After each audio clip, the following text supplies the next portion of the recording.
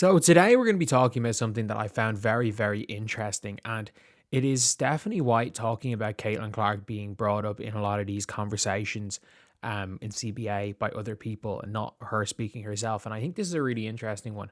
And it's clear from this answer, I've already listened to this, it's very clear from this answer that Stephanie White clearly and Caitlyn Clark, there's clearly a level of person, like they clearly really like each other as people. And whatever about Stephanie White, like it's one of those things you can see at the end of the season that a lot of the she either had no idea or she was throwing out smoke screens to protect players. Because when it comes to Stephanie White in press conferences, I actually don't think we should believe a word she says. I think she's just saying what the media want to hear in every scenario. But yeah, that's just one of those things. But let's take a listen to what Christy or Stephanie White, not Stephanie Sides, said about Caitlyn Clark. And if you guys agree with this, please subscribe. We are trying to get back. We're trying to get to, like, if we can get to 58,000 subscribers by the end of the finals, that would be insane. We're trying to hit 60,000 subscribers by the start of next year. That is the goal. And then we're pushing. We are pushing. We're not going to hit it, but we are pushing for 80K coming into, that's kind of the goal, pushing for 80K coming into the 2027 WNBA season. Then we're going for 100. The long game is the long game, lads. But anyway, let's take a listen right here. Kind of getting brought into that, Caitlyn Clark responding to it. What has been your overall assessment of that dialogue and as it relates to your star player? Yeah, I mean, I hate it all for Caitlyn. I feel like, she's a 23-year-old kid who loves to play this game, who is a pawn in a lot of other people's games. I mean, she's not wrong. That includes the WNBA, and that includes the commissioner, includes everyone. Like she is being used as a pawn by every single person in these talks. And yeah, she's just a very good basketball player. A lot of other people's narratives, and I hate that for her. We're coming into a time in the WNBA where we're kind of part of the growing pains of becoming quote unquote mainstream professional sport is some of this stuff. I do think that we are at a pivotal moment in terms of the league's history. And look, I was a part of the very first collective bargaining agreement of the WNBA where we wanted insurance all year long, to now where it is growing and players do deserve more. And leadership needs to reflect where we are as a league. I mean, she's not wrong. She's not wrong at all. Like, I think everyone, like the league aren't respecting the players enough. I think even if you want to argue the players are expecting too much, and I think there's a very good argument to make that the players are expecting too much. Even if you want to argue that, I think we can all agree that the owners do not respect the players as much as they should, considering the players are the reason.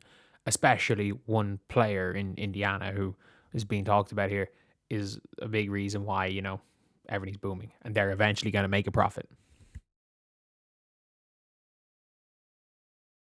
And also understand where we are as a league and where players' perspectives are coming from. And, we have coaches on the sidelines and Becky Hammond and myself, and of course Noah Flynn, who was in Seattle, who played in this league, this league is part of our lifeblood. Like we have grown up in this league and we take pride in this league and the success of this league. And we also take pride in understanding what needs to be done and in leadership. And part of leadership is taking accountability. Part of leadership is owning how we move the needle. Part of leadership is not just recognizing the people who are part of this league, but empowering and embracing and understanding what they bring. And, your employees are your number one asset.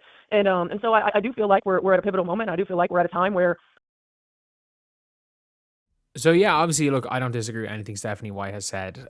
Honestly, at this stage, when it comes to Stephanie White, like whether or not I believe that, she is whether she is, the right coach for Caitlyn Clark, just stylistically. Yeah, give her a lifetime deal with the Indiana Fever. If Caitlyn and her can't work it out, there's a player out in Dallas who could probably work it out with Stephanie White that you could get in a trade for Caitlyn, and you could probably get another asset and you could probably get multiple assets and that player out in Dallas, and it could be a win-win. But obviously, ideally, it works out.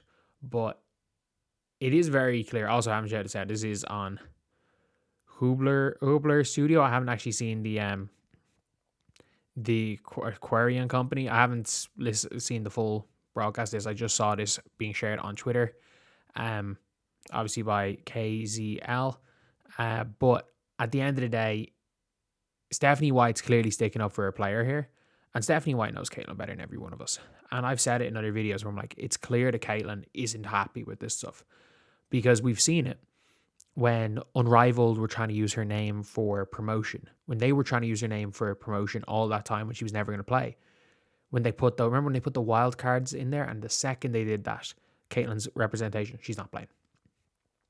This year, as soon as Unrivaled posted a tweet to say, as soon as they posted that tweet and it said, we're still negotiating with 2 players, which was right after Caitlyn said she was going to try to get back for Team USA, and people didn't know what was going on with Unrivaled, whether she was going to play or not. Her representation straight away came out and said no.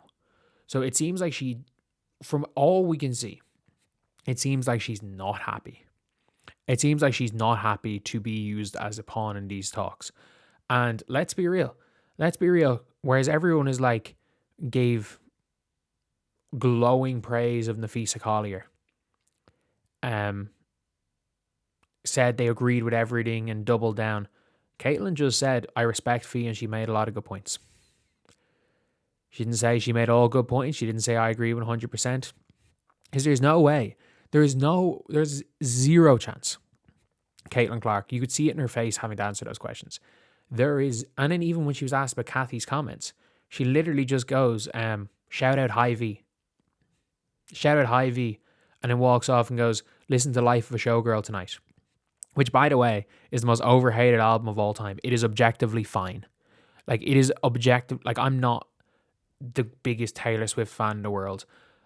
I don't hate Taylor Swift either. It is an objectively fine album. Other than some very questionable lyrics in a few songs, it is absolutely bang average 6 out of 10. It's not 10 out of 10. It's not a 1 out of 10. But Caitlyn going and telling people to watch that, that's literally how she ended those questions. She did not want to answer those questions. She doesn't want to talk about that.